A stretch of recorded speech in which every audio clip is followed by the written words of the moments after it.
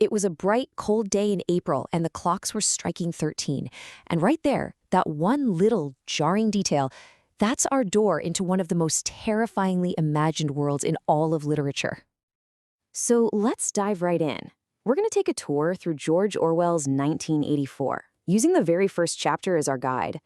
We're going to deconstruct the world he built, a world that is just defined by grime, by contradiction, and by total, absolute control. So first off, where are we? This is Oceania, and let me tell you, it's not a great first impression. I want you to imagine a vile wind that just never seems to stop, gritty dust that gets into absolutely everything, and the whole world has this faint, lingering smell of boiled cabbage. I mean, it is a total assault on your senses, a world that feels like it's actively decaying around you. And this grim, colorless place, it actually has a familiar name, London. But this is not the London anyone would recognize. It's now just the chief city of Airstrip 1, which is just a province in a giant superstate. The whole landscape is just ruin. Rotting 19th century houses, bombed out lots where these shabby little wooden shacks have popped up.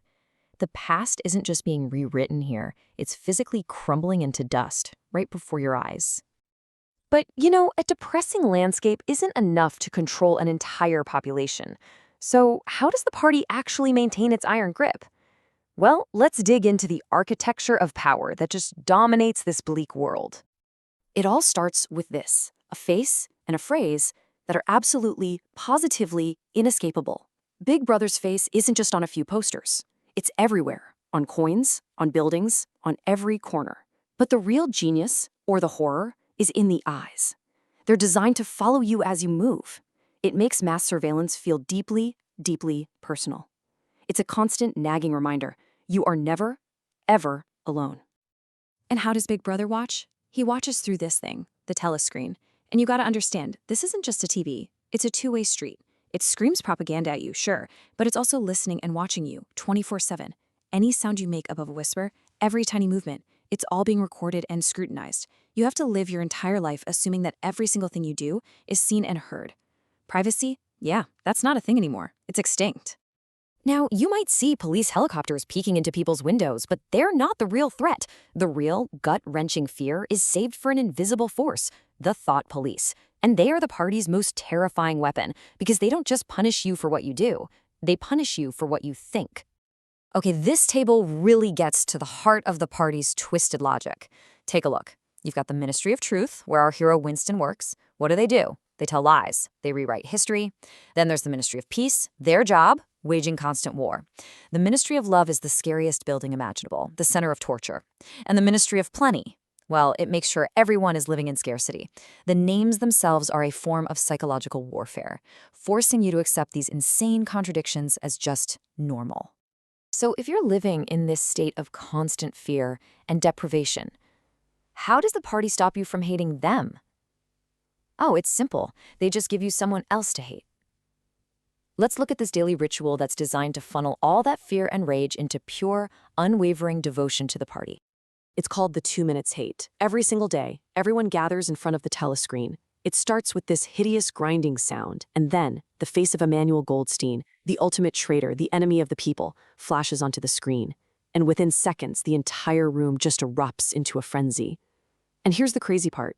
You literally can't stop yourself from joining in. Orwell describes it as this hideous ecstasy of fear and vindictiveness that just flows through everyone like an electric current.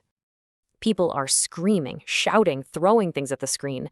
This quote captures that raw, animal-like fury of the moment. It's not just anger. It's a collective, primal scream that has been perfectly orchestrated and aimed by the party. And just as this wave of hate hits its absolute peak, Goldstein's face melts away, and it's replaced by the calm, reassuring face of Big Brother. And then, bam, the 3 core slogans of the party are hammered onto the screen. They're drilled into your mind when you are at your most emotional and vulnerable. And in that moment, they become your reality. They become the truth. But in a system this overwhelming, this total, how can a single person even begin to fight back? Well, for our main character, Winston Smith, the rebellion isn't a march or a protest. It's something much smaller, much more private, and in some ways, much more dangerous. He chooses to rebel in the one place he might still be free, his own mind. So Winston does something radical. He buys a beautiful old blank book, a relic from a forgotten time. He finds this tiny little alcove in his apartment just out of the direct line of the telescreen, and he decides to start a diary.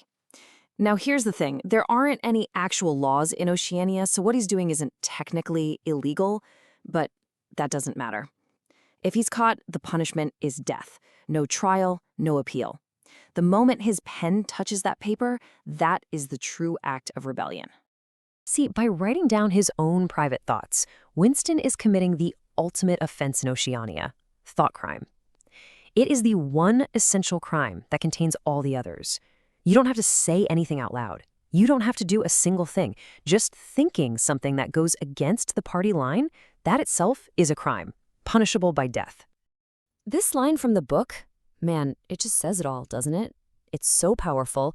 It's not that thinking the wrong thing leads to a death sentence. It's that the thought is the death sentence. The moment you commit thought crime, you are already a dead man walking. It's just a matter of time before they get you.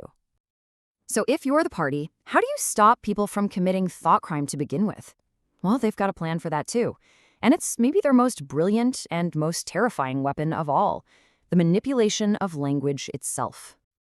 Welcome to Newspeak. Now, you might think the goal of a new language is to create new ways of expression. Nope. The goal of Newspeak is to destroy words. The party's ultimate aim here is to make the range of human thought smaller, to literally make it impossible to even conceive of a rebellious idea, because the words you would need to form that thought, they just don't exist anymore. And here's a perfect example of how it works. In Old Speak, the English we speak, we have all these words to describe different levels of badness. Bad, awful, terrible, horrible. They all have slightly different meanings. In Newspeak, you just have ungood. That's it. If something is really good, it's plus good, or maybe double plus good. All that nuance, all those shades of meaning are just gone. Language becomes a blunt, simple tool for control.